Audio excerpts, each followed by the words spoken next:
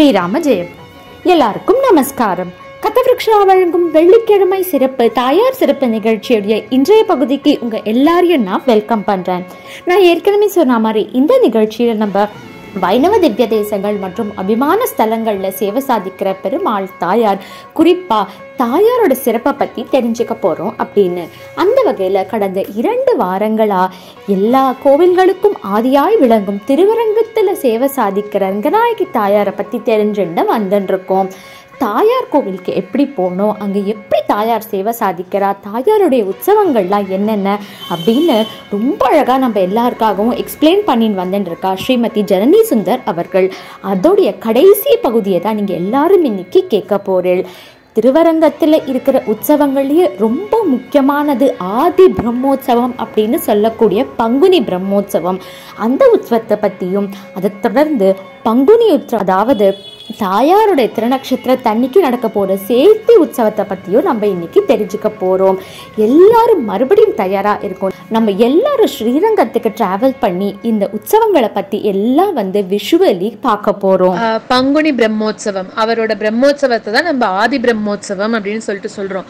இலங்கையில ராவணனோட அந்த போர் புரிஞ்சு சீதா பிராட்டிய மீட்டுண்டு அயோத்திக்கு திரும்பி ராமருக்கு பட்டாபிஷேகம் முடிஞ்சதுக்கு அப்புறம் விபீஷணன் சீதா பிராட்டி ராமர் கிட்ட விடை பெற்று இலங்கைக்கு போறான். அப்ப சூரிய வம்சத்து சக்கரவர்த்திகளான அந்த இக்ஷ்வாகு முதல்ல ராமர் வரை பூஜித்து வந்த அவரோட அந்த குலதனமா இருக்கக்கூடிய அந்த ரங்கநாதரை ஸ்ரீரங்க விமானத்தோட விபீஷணனுக்கு பரிசாக அளிச்சு பூஜித்து வர சொன்னார் ராமபிரான்.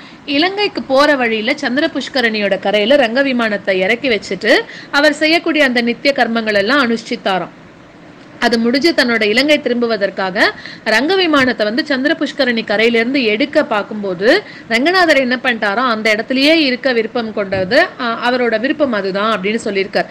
அது பங்குனி மாசமானதுனால பிரம்மோற்சவம் நம்பெருமாளுடைய நட்சத்திரமான ரோஹிணியில தொடங்கி நாச்சியாரோட நட்சத்திரமான உத்தரத்துல முடிகிற வகையில நடைபெறுவது வழக்கம். இது சோழ தேசத்து அரசனா இருக்கக்கூடிய தர்மவர்மனும் விபீஷணனும் சேர்ந்து இந்த பிரம்மோற்சவத்தை வெகு விமர்சையாக நடத்துறாராம். அன்னைக்கு தொடங்கப்பட்ட உற்சவம் இன்னைக்கு வரைக்கும் இது ரொம்ப சிறப்பா நடந்து வந்துட்டு இருக்கு. பெருமாள் ஸ்ரீரங்கநாதன் திருவரங்கத்துல எழுந்தருளிய உடனே நடத்தப்பட்ட முதல் உற்சவம் இதுதான். அதனாலதான் இதுக்கு பேரு ஆதி பிரம்மோற்சவம் அப்படின்னு சொல்றான். ரங்கநாதர் சன்னதி அணியரங்கன் திருமுற்றத்துல கொடியேற்றம், அப்புறம் நம்பெருமாள் உபயநாச்சியாரோட புறப்பாடு, உபயநாச்சியாரோட திருமஞ்சனம், அதுக்கப்புறம் ராத்திரியில ஜீயபுரம் போறது, அப்புறம் மறுநாள் ஜீயபுரத்திலேருந்து புறப்பாடாகி ராத்திரி ஸ்ரீரங்கம் சேர்றது, கருட வாகன சேவை, சேஷ வாகன புறப்பாடு, கற்பக விருட்ச வாகனம், அப்புறம் தங்க பல்லக்குல உறையூர் போறார், கமலவள்ளி தாயாரோட சேர்த்தி சேவை, அப்புறம் உறையூர்ல இருந்து நம்பெருமாள் புறப்பாடு ஆகி வெளியாண்டாள் சன்னதியில போய் மாலை மாத்திக்கிறார். அப்புறம் உபயநாச்சியாரோட புறப்பாடு கண்டருளி நெல்லளவு அந்த இடத்துல ஆறுது. அப்புறம் உபயநாச்சியாரோட தாயார் சன்னதியில திருமஞ்சனம் ஆறுது. அப்புறம் எல்லக்கரை மண்டபம் புறப்படுறார். அதுக்கப்புறம் எல்லக்கரை மண்டபத்துல இருந்து குதிரை வாகனத்துல ஏறிண்டு கோரதம் அருகில இருக்க கோரதத்துக்கு பக்கத்துல வையாளி கண்டருளல். இந்த மாதிரி 8 நாள் உற்சவங்களையும் ஆனதுக்கு அப்புறமா 9வது திருநாள் கார்த்தால தங்க பல்லக்குல புறப்பட்டு சித்திரை மற்றும் உத்தர வீதிகள்ல புறப்பாடாகி தாயார் சன்னதி வந்தடைகிறார்.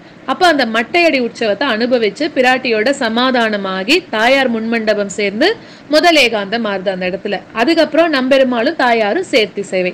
சின்ன பெருமாள் தீர்த்தவாரி ஆனதுக்கு அப்புறம் சேர்த்தி மண்டபம் சேர்தல், அதுக்கப்புறம் கத்தியத்ரயம் கோஷ்டி ஆறுது, அப்புறம் 2வது ஏகாந்தம் சேர்த்தி திருமஞ்சனம், 3ஆம் ஏகாந்தம், அதுக்கப்புறம் 10வது நாள் கார்த்தால தாயார் மூலஸ்தானம் சேர்றது. அதுக்கப்புறமா நம்பெருமாள் தாயார் சன்னதியிலிருந்து புறப்பாடு கண்டருளி கோரதம் ஏறி கோரதம் படம் பிடித்தல் ஆகிறது.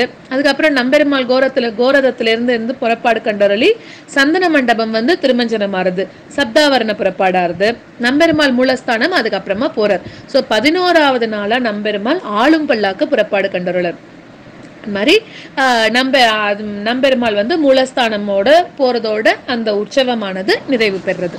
பங்குனி உத்திரம் சேர்த்தி உற்சவம்னு சொல்றா. இந்திரலோகத்துல தேவர்கள்லாம் இழந்த செல்வத்தை மீட்டு கொடுக்கும் போது பெருமாள் பார்க்கடலை கடைஞ்சு அதுல இருந்து நிறைய விஷயங்கள் வந்தது. அந்த மாதிரிதான் அந்த பார்க்கடல்ல இருந்து பிராட்டி அவதரிச்சதும் தேவர்கள் எல்லாம் பார்த்து மலர் மாறி பொழியறாளாம். யானைகள்லாம் பொற்குடத்துல பன்னீரால பிராட்டிய நீராட்டுறது. சகல விதமான திருவாபரணங்களோடும் பேரழகா பெருவெல்லம், பேரழகு அப்படின்னு சொல்லக்கூடிய அந்த பெருவெள்ளத்தோட பிராட்டியோட பொன்னிறமான திருமேனியில் அப்படியே பெருக்கெடுக்கிறது அந்த அழகுன்ற வெள்ளம். பெரிய பிராட்டி கையில வந்து மலர் மாலையை ஏந்தின் வந்து எல்லாரும் பார்த்து சந்தோஷப்படுற மாதிரி பெரிய பிராட்டி பெரிய பெருமாளுக்கு அணிவிக்கிற அந்த மாலையை அணிவிச்ச அந்த க்ஷணம் பெருமாளோட அந்த ஸ்ரீவத்சம் அப்படின்னு சொல்லக்கூடிய அந்த மார்பிள போய் அப்படியே தங்கிடுறாளாம் தாயார். ஸோ அந்த மாதிரி இந்த மாதிரி ரொம்ப சீரும் சிறப்புமா இருக்கக்கூடிய அந்த பங்குனி உத்திர திருநாள்ல திருப்பார்கடல்ல பெரிய பிராட்டி வந்து பெருமாளோட கண்டருளிய அந்த சேர்த்திய நம்ம வந்து உபன்யாசங்கள்ல இல்லைன்னா புத்தகங்கள் வாயிலாக நம்ம படிச்சு தெரிஞ்சுட்டு இருக்கோம். இந்த குறை தீரணுங்கிறதுக்காக பங்குனி உத்திர நன்னாள்ல வந்து ஸ்ரீரங்கத்துல அர்ச்சையில இருக்கக்கூடிய ரங்கநாச்சியாரும் ரங்கநாதனும் நமக்காக சேர்த்தி கண்டருள்ற அந்த இடத்துல அடியவர்களோட அந்த துயர்களை களைவதுல கற்பகத்தரு மாதிரி பிராட்டி இருக்காளாம். சேர்த்தில பெருமாள் கிட்ட சொல்றாளாம், இந்த மாதிரி இவாளெல்லாம் நம்ம குழந்தைகள், இவாளுக்கு நம்ம மோட்சம் கொடுக்கணும் அப்படின்னு சொல்லி சிபாரிசு பண்றதா அந்த சேர்த்தில 2 பேரும் அப்படி பேசிக்கிறாளாம். இந்த தருணத்தை இததான் வந்து பெருமாளும் தாயாரும் சேர்ந்து இருக்கக்கூடிய இந்த தருணத்தை நன்னா தெரிஞ்சின்ற ராமானுஜர் கத்தியத்ரயம்னு சொல்லக்கூடிய அந்த சரணாகதி கத்தியம், ஸ்ரீரங்க கத்தியம், ஸ்ரீவைகுண்ட கத்தியம் இது 3த்தையும் வந்து திவ்ய தம்பதிகளோட திருவடிகள்ல சமர்ப்பிக்கிறார். இந்த அரிய பொக்கிஷமா இருக்கக்கூடிய வடமொழியில அமைந்த இந்த துதியை வந்து தனக்கும் தன்னோட திருவடி சம்பந்தம் பெற்ற அடியவருக்கும் என்னன்னா நல்ல நாடா இருக்கக்கூடிய அந்த பரமபதம் கிடைக்கணும் அப்படின்னு சொல்லி பெருமாள்கிட்ட பிரார்த்திச்சுக்கிறாராம். அவரும் பெருமாளும் என்ன பண்றாருன்னா சம்மதத்தோட பெருமாளும் சம்மதமா அதை ஏத்துண்டு அருள் சுரந்தார் அப்படிங்கிறது இந்த பங்குனி உத்திரத்தோட ஏற்றம். அது ரங்கநாதரோட அந்த பெரிய பிராட்டியோட சேர்த்து கண்டருளி அதை பாக்குறோம் இல்லையா நம்ம, அந்த தாயார் பெருமாளோட சேர்த்திய பாக்குறதுக்கு நம்மளுக்கு காண கண்கோடி வேண்டும். அந்த மாதிரி நம்ம போய் அவ 2 பேரையும் ஒரே இதுல பார்த்துட்டோம் அப்படின்னா அதுதான் நம்ம பிறந்த பலன். அவ்வளவுதான். அதை ஒரு தடவையாவது நம்ம போய் அந்த பங்குனி உத்திர சேர்த்திய கண்டிப்பா சேவிச்சுட்டு வரணும். எல்லாரும் என்னோட சேர்ந்து தாயார் பத்தியும் தாயார் உற்சவங்களை பத்தியும் அனுபவிச்சிருப்பீங்கன்னு நம்புறேன். இங்கே அனுபவிச்சது மட்டும் இல்லாம கண்டிப்பா ஒரு தடவை இந்த உற்சவங்கள் எல்லாம் அனுபவிக்கிறதுக்கு ஸ்ரீரங்கம் போயிட்டு வரணும் எல்லாருமே. அங்க போயிட்டு வந்ததுக்கு அப்புறம் என் அமுதினை கண்ண கண்கள் மற்றொன்றினை காணாவே அப்படின்னு ஒருத்தரும் சொல்லுவீங்க. கண்டிப்பா பெரிய பெருமாள் மேலேயும் பெரிய பிராட்டி மேலேயும் நம்ம கண்ணானது ஒரு தடவை பட்டுடுத்துன்னா திருப்பி அதுல இருந்து வெளியில வரவே முடியாது. அப்படி இருக்கும்போது இந்த உற்சவங்கள் எல்லாம் பார்த்தா ஸ்ரீரங்கத்தை விட்டே வெளியில வரமாட்டேன் அப்படின்னு கூட சொல்லுவா நிறைய பேரு. அது மாதிரி எல்லாரும் போய் ஒரு தடவை ஸ்ரீரங்க திவ்ய தேசத்துல பெருமாளையும் தாயாரையும் கண்குளிர சேவிக்கணும்னு அடியேன் பிரார்த்திச்சுக்கிறேன். பங்கைய பூவில் பிறந்த பாவை நல்லால் வாழியே, பங்குனியில் உத்தரனால் பாருதித்தால் வாழியே, மங்கையர்கள் திலகமென வந்த செல்வி வாழியே, மாலரங்கர் மணிமார்பை மண்ணுமவள் வாழியே, எங்களெழிற் சேனை மன்னர்க்கு இதமுரைத்தால் வாழியே, 25 உட்பொருள் மாலியம்புவல் வாழியே, செங்கமலச் செய்யரங்கம் செழிக்க வந்தால் வாழியே, ஸ்ரீரங்க நாயகியார் திருவடிகள் வாழியே, திருமகளும் மண்மகளும் சிறக்க வந்தோன் வாழியே, செய்ய விடைத்தாய் மகளார் சேவிப்போன் வாழியே, இருவிசும்பில் வீற்றிருக்கும் இமயவர்கோன் வாழியே, இடர்கடிய பார்க்கடலை எய்தினான் வாழியே, அரியதயரதன் மகனாய் அவதரித்தான் வாழியே, அந்தரியாமித்துவமும் ஆயினான் வாழியே, பெருகிவரும் பொன்னின் அடுப்பின் துயின்றான் வாழியே, பெரிய பெருமாள் எங்கள் பிரானடிகள் வாழியே. ஸ்ரீரங்கநாதர் ஸ்ரீரங்கநாச்சியார் திருவடிகளே சரணம். First of all, thank you very much to Srimathi Janani Sundar. கடந்த 3 வாரங்களாக வெள்ளிக்கிழமை அன்னைக்கு ரொம்ப அழகாக நாங்கள் எல்லாருமே ஸ்ரீரங்கம் ட்ராவல் பண்ணி உங்களுடைய வார்த்தைகள் ஒன்றொன்றும் அத்தனை மணிமணியாக இருந்தது. எங்கள் எல்லாராலையும் காட்சிகள் ஒன்னொன்னுத்தையும் விஷுவலைஸ் பண்ண முடிஞ்சது. எத்தனை தடவை வேணாலும் இதை கேட்டுட்டே இருக்கலாம், அந்த மாதிரி தான் இருந்தது உங்களுடைய ஸ்பீச்.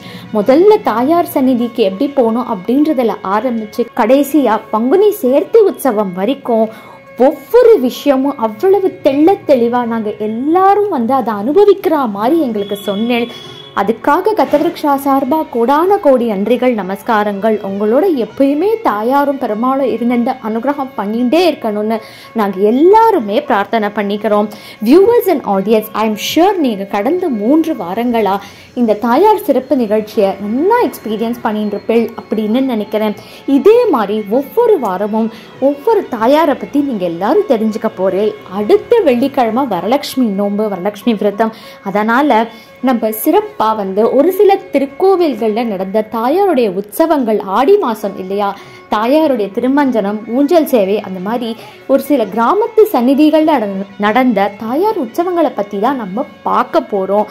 எல்லாரும் அதை பார்க்கறதுக்கு காத்துருங்கோ. உங்கள் எல்லாரையும் மறுபடியும் நான் அடுத்த வாரம் சந்திக்கிறேன். அது வரைக்கும் நமஸ்காரம்.